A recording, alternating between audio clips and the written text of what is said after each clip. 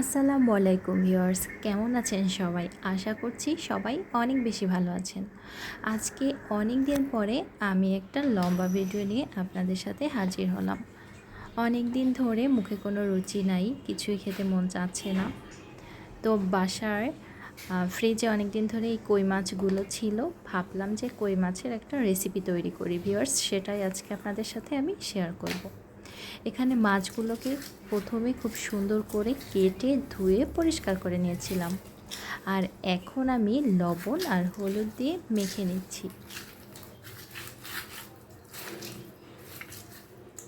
আর এভাবে মেখে রেখে দিব 10 মিনিটের জন্য।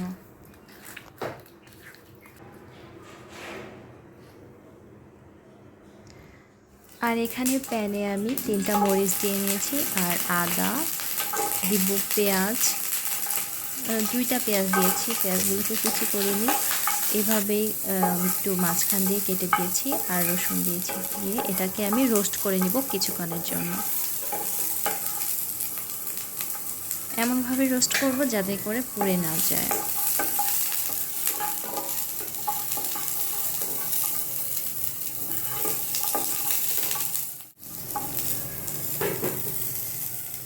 আর এই পর্যায়ে আমি এই মশলাগুলো বেটে নিব। আদা, রসুন আর মরিচ। মরিচটা অনেক বেশি ঝাল, তাই মরিচের পরিমাণ আমি কম দিয়েছি। চাইলে আপনারা বেশিও দিতে পারেন, যে যেমন ঝাল খেতে পছন্দ করেন। তো এই তো আমি বাটাবাটি করে নিচ্ছি।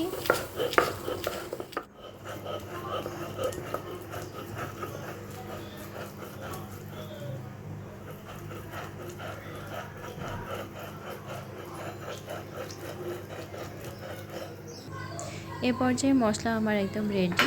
এখন রান্নার পালা। তো রান্না করার আগে ফার্স্টে আমি মাছগুলোকে ভেজে নিচ্ছি একে একে করে। আমি বেশি ভাজবো না, হালকা ভেজে নিচ্ছি। তো এভাবে আমি উল্টিয়ে পাল্টিয়ে এপাশ ওপাশ ভেজে নিয়েছি।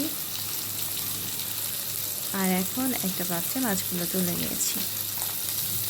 যে পাত্রে মাছটা ভেজেছি এই পাত্রে আমি রান্নাটা শুরু করব। তো ওই মশলাগুলো প্যানের মধ্যে দিয়ে দিয়েছি।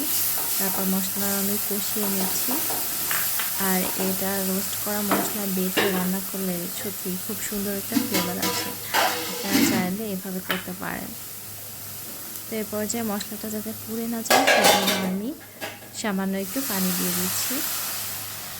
আর এই পর্যায়ে আমি একে একে মাছের মধ্যে যে মশলাগুলো ব্যবহার করব সেগুলো আমি অ্যাড করব।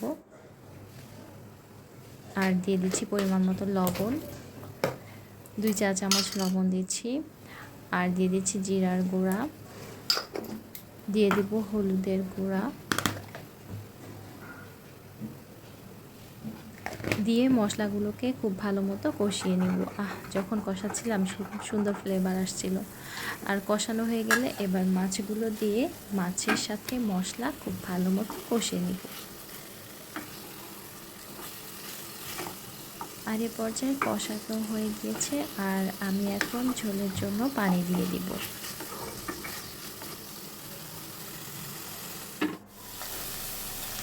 এখানে পানি দিয়ে দিচ্ছি 2 কাপের মতো। ঝোলটা দিয়ে আমি অপেক্ষা করব বলক আসা পর্যন্ত। ঝোলটা ফুটে এসেছে, আর এ পর্যায়ে রান্না করব আমি 10 মিনিট। আর 10 মিনিট পর দেখেন ভিউয়ার্স, আমার রান্নাটা একদম হয়ে গিয়েছে। কাঁচামরিচও দিয়েছি, আর এটা কিন্তু ঝাল ঝালও হয়েছে। অসাধারণ একটা কালার এসেছে, আর খেতে কিন্তু অনেক চমৎকার। তো ভিউয়ার্স, আমার রেসিপিটি যদি ভালো লেগে থাকে তাহলে অবশ্যই আমার চ্যানেলটিকে সবাই সাবস্ক্রাইব করে রাখবেন আর কমেন্ট করে জানাবেন। ভালো থাকবেন, আল্লাহ হাফেজ।